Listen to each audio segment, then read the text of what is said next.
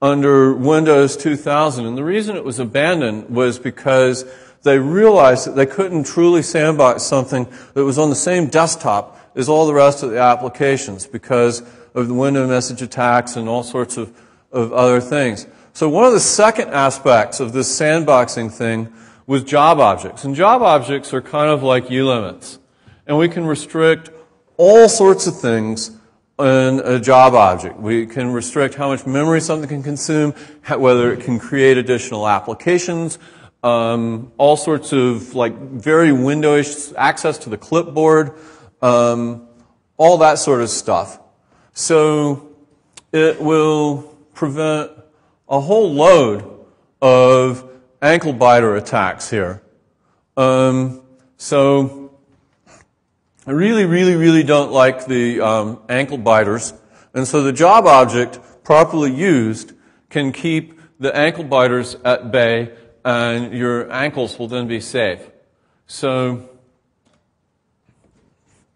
but what about the windowing attacks? What are we going to do about those? We've certainly got a problem there. So, the desktop is a security boundary. Is it really? Is the desktop really a security boundary? You'll find, if you search for this phrase, you'll find it all over our website. And we say this a lot. And actually, this isn't completely accurate. In reality, a logon session is the true security boundary. And typically, under normal use, the logon session has exactly one desktop. So that's, I'd like to say that's kind of sort of what we meant, but we didn't, completely understand the problem at the time. So a process on the same desktop can attack other processes. So the thing to do is to stuff it off on another desktop, right? Well, what keeps it from coming back? We've just shoved it over here, and the desktop's security boundary. Well, that's great, as long as you can stop it from returning. Well, as it turns out, really not a whole lot keeps it from coming back. The problem, and fortunately we've got a really, truly evil tester in Office who I asked to test all my code because he's really good. He sorted out that you could call set thread desktop and come back. All right? So what set thread desktop needs is a handle to the desktop, and it allows the thread to return, right? So what's the ACL on these desktops anyway? Well, it's login ID SID and restricted full control. Well, this is just completely bogus. This is absolutely wrong. I've been kicking myself because during the security push that Ian was just talking about, it was really kind of my job to go looking for bogus ACLs, and I completely missed it. All right?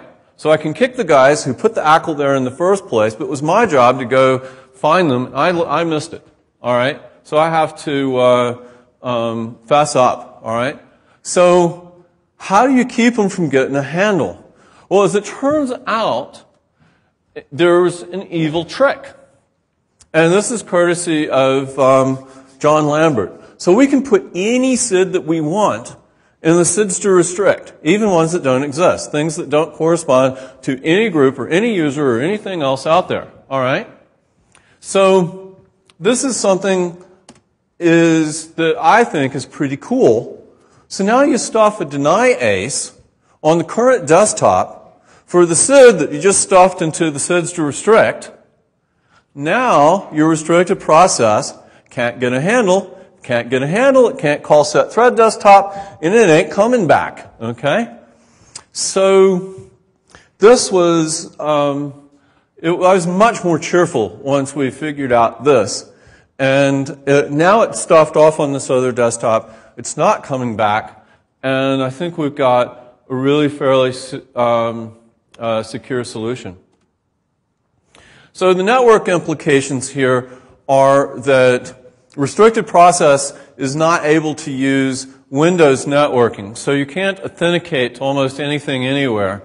And so this is really good. It limits what this restricted process can do, the damage it can do. It can't touch any of your Windows network. Any of your transparent Windows authentication has just failed. So that's a really, really cool thing. Now, one thing that I can't restrict that I'd like to is ordinary sockets are still available. The restricted process could call socket and make a connection outbound. Now on Vista, or depending on what your firewall is, we can actually block that. We can say that, well, this process in the sandbox cannot make any outbound connections. And with the job object, we can restrict the number of processes in the sandbox to 1, so it can't just fork off another process named, I'm not restricted, haha, you sucker, and now it connects to the network. So we can stop that there.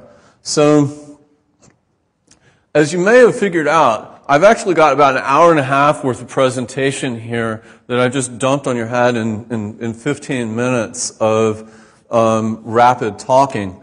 And so the long version of this is at my blog. If you're really interested in all the gory details and all the sort of semi-documented things that I had to do and work around and stuff that really ought to be in MSDN but is really in my blog, go out there and take a look. And I must say, you've all disappointed me. I was really quite certain that somebody was going to release a 0-day that broke completely out of my sandbox about 10 minutes before I started. So I've somehow... Huh? Well, I have, actually. And nobody's humored me with that. They're like, well, it sounds like that's a lot of work to break out of your sandbox. You want me to do work? That's what Greg Hoagland said. If it sounds like, too much work for Greg, well, maybe it's hard, right? So I think I have about 4 minutes for questions. So if anybody has questions, I'll take them. Yeah? How hard is it to get this information back into MSDN where it properly belongs? I need to go file some bugs. Okay. Yeah. That's it. I just need to go file some doc bugs and say, look, this is wrong, that's wrong, the other thing's wrong.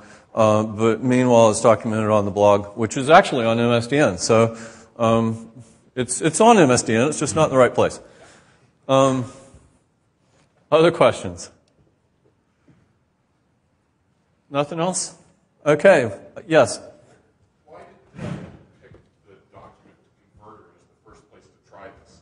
Are there other good places that this should be used? Actually, we didn't pick the document converter. You may notice that we've got this really cool, very fast search capability in Outlook 2007, and that it indexes documents. You might want to look into the process context that the document parser runs in. So it's not the first place we've used it. It's actually the second, and there are some other places that we're looking at using it. It's actually turning into a fairly useful technology, and one of the things that I plan to do in my copious spare time is turn it into a library and publish the library so that it can actually be something that you can use without writing about 300 lines of code.